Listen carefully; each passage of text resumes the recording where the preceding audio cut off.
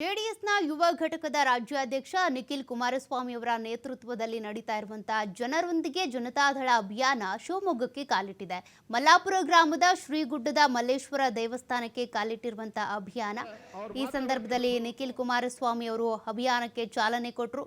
ಇದೇ ವೇಳೆ ಮಾತನಾಡಿದ ಅವರು ಭದ್ರಾವತಿಯ ಸರ್ ಎಂವಿ ವಿಶ್ವೇಶ್ವರಯ್ಯ ಕಾರ್ಖಾನೆಯನ್ನ ಮರು ನಿರ್ಮಾಣ ಮಾಡೋದಕ್ಕೆ ಕುಮಾರಸ್ವಾಮಿ ಶಪಥ ಮಾಡಿದ್ದಾರೆ. ಇದರಲ್ಲಿ ಯಾವುದೇ ಸಂಶಯ ಬೇಡ. ಅತಿ ಶೀಘ್ರದಲ್ಲಿ ಕಾರ್ಖಾನೆ ಮರುಸ್ಥಾಪನೆ ಆಗುತ್ತೆ. ಜಿಲ್ಲೆಯ ಜನರು ಶಾಶ್ವತವಾಗಿ ಬದುಕು ಕಟ್ಟಿಕೊಳ್ಳೋದಕ್ಕೆ ಈ ನಿರ್ಧಾರ ಮಾಡಿದ್ದಾರೆ ಅಂತ ಹೇಳಿದ್ರು. ಇನ್ನು ಜೆಡಿಎಸ್ ಸದಸ್ಯತ್ವ ಅಭಿಯಾನದ ಕಾರ್ಯಕ್ರಮಕ್ಕೆ ಅಂತ ಜನರು ಅಭೂತಪೂರ್ವ ಬೆಂಬಲ ನೀಡ್ತಾ ಇದ್ದಾರೆ. ಇದು ಮುಂದಿನ ಚುನಾವಣೆಯ ದಿಕ್ಸೂಚಿ.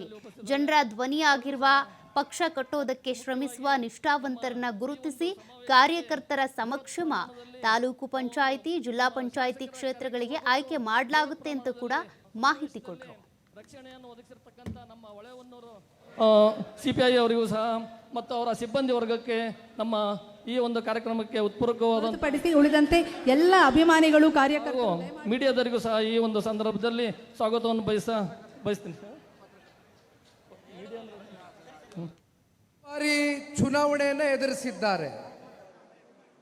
ಅದರಲ್ಲಿ 2 ಬಾರಿ ಬಹಳ ಕಮ್ಮಿ ಅಂತರದಿಂದ ಪರಾಜಿತಗೊಂಡಿದ್ರು ಕೂಡ ಕ್ಷೇತ್ರದ ಜನತೆಯ ಸರ್ವತೋಮುಖ ಅಭಿವೃದ್ಧಿಯ ಚಿಂತನೆಯೊಂದಿಗೆ ಕಲ್ಪನೆಯೊಂದಿಗೆ ವಿಶೇಷವಾಗಿ ತಾಲೂಕಿನ ಜನತಾದಳ ಪಕ್ಷದ ಕಾರ್ಯಕರ್ತರು, ಮುಖಂಡರುಗಳು ತಾವೆಲ್ಲರೂ ಪೂರ್ಯ ನಾಯಕ್ ಅವರ ಕುಟುಂಬಕ್ಕೆ ಹಲವಾರು ದಶಕಗಳಿಂದ ಬೆಂಬಲವಾಗಿ ನೀವೇನು ನಿಂತಿದ್ದೀರಿ.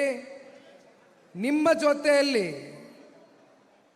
ಒಬ್ಬರು ಸಹೋದರಿಯಾಗಿ, ಕ್ಷೇತ್ರದ ಮನೆಮಗಳಾಗಿ, ಯಾವುದೇ ಕಷ್ಟ ಸುಖ ಇರಲಿ, ಯಾವುದೇ ದುಃಖ ಇರಲಿ, ಖುಷಿಯ ವಾತಾವರಣದ ಯಾವುದೇ ಕಾರ್ಯಕ್ರಮಗಳಿರಲಿ, ನಿಮ್ಮ ಜೊತೆಯಲ್ಲಿ ಪ್ರಾಮಾಣಿಕವಾಗಿ ಹೆಜ್ಜೆಯನ್ನು ಹಾಕ್ತಾ ಜೊತೆಯಲ್ಲಿ ಸನ್ಮಾನ್ಯ ಕುಮಾರಣ್ಣವ್ರ ಮೇಲೆ ಅವರು ಇಟ್ಟಿರ್ತಕ್ಕಂಥ ಅಪಾರವಾದಂಥ ಪ್ರೀತಿ, ಅಪಾರವಾದಂಥ ಅಭಿಮಾನ ನಿಜಕ್ಕೂ ಕೂಡ ಶಾರದಮ್ಮನವರೇ, ಅದಕ್ಕೆ ನಾವು ಯಾರೂ ಕೂಡ ಬೆಲೆ ಕಟ್ಟಲಿಕ್ಕಾಗೋದಿಲ್ಲ. ನಿಮ್ಮ ಈ ಒಂದು ಪ್ರೀತಿ, ವಿಶ್ವಾಸ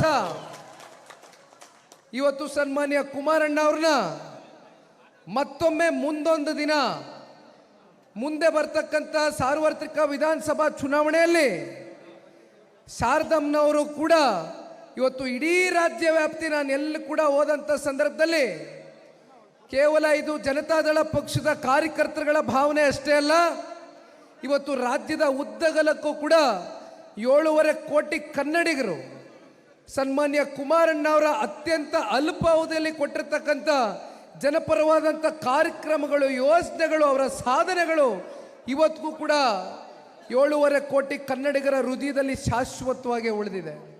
ಅವರು 4 ಬಾರಿ ಚುನಾವಣೆಯನ್ನು ಎದುರಿಸಿದ್ದಾರೆ.